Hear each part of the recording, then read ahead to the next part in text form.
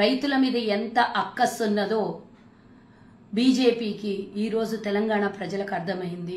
గతంలో బీజేపీ ప్రభుత్వం రైతుల నడ్డి విరగ్గొట్టి 4 నల్ల చట్టాలను తీసుకొని వచ్చి కేంద్రం నడిబొడ్డున కూర్చొని ధర్నాలు చేస్తున్నటువంటి రైతుల మీద ఏ విధంగా దాడులు చేసిండ్రో మనం చూసినాం. ఎంతమందిని పొట్టన పెట్టుకుందో మనం చూసినాం.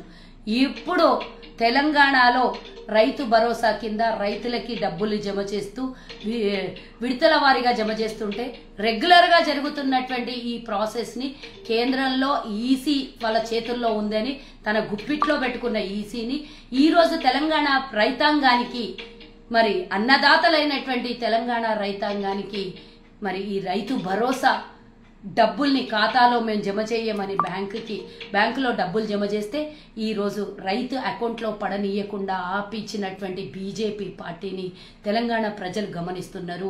రైతును పొట్టన పెట్టుకొని నల్ల చట్టాలు ఏ విధంగా అయితే తీసుకొచ్చారో రైతు మీద ఏనాడు కూడా గౌరవము ప్రేమ లేనటువంటి మోదీ ప్రభుత్వాన్ని అందరూ ప్రజలు గమనిస్తున్నారు, రైతులు కూడా గమనిస్తున్నారు. ఈరోజు పేద రైతుకి చెందాల్సినటువంటి రైతు భరోసా డబ్బుని ఆపేసినటువంటి పాపం బీజేపీది. కాబట్టి తెలంగాణలో ఉన్నటువంటి యావత్ రైతాంగం కూడా ఒక్కసారి ఆలోచించండి. మరి విడతల వారీగా ప్రభుత్వం ఏర్పడంగానే కాంగ్రెస్ పార్టీ ఖాతాల్లో డబ్బులు జమ చేస్తున్నది. మిగతా డబ్బుని మేము బ్యాంకుకి ఈరోజు అంటే జరుగుతున్నటువంటి ప్రాసెస్ ప్రకారమే డబ్బుల్ని బ్యాంకులో జమ చేస్తే వాళ్ళ ఖాతాలో పడకుండా చేసి ఆపేసినటువంటి ఈ దరిద్రం ఏదైతే ఉందో బీజేపీకే. ఈ పాపమంతా బీజేపీదే. రైతు అన్నం పెట్టే అన్నదాతని కంట తడి పెట్టినటువంటి బీజేపీ పుట్టగతులు లేకుండా పోవాలి అంటే మరి వచ్చే ఎన్నికల్లో రైతాంగాన్ని ఇబ్బంది పెట్టినటువంటి ఈ బీజేపీ పార్టీకి 13వ తారీఖున మరి తగినటువంటి శాస్తి చెప్పాలి.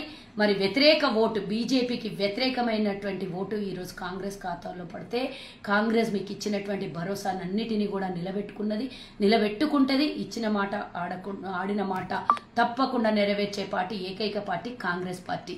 దయచేసి రైతాంగం అర్థం చేసుకోండి. 4 నల్ల చట్టాలను ఏ విధంగా అయితే ఇబ్బంది పెట్టి రైతులకి ఎంఎస్పీ కూడా ఇవ్వకుండా ఇబ్బంది పెట్టిందో అదే విధంగా రైతుల్ని మరి ఢిల్లీ నడిబొడ్డున చంపేసిందో ఈరోజు కూడా మరి తెలంగాణలో ఉన్న పేద రైతులకి మరి వాళ్ళ అకౌంట్లలో డబ్బులు పడకుండా ఈసీ వినియోగించి ఈసీని అడ్డం పెట్టుకొని ఖాతాని హోల్డ్ చేసి డబ్బులు పడనీయకుండా చేసినటువంటి వీళ్ళకి మీరందరూ కూడా గమనిస్తున్నారు.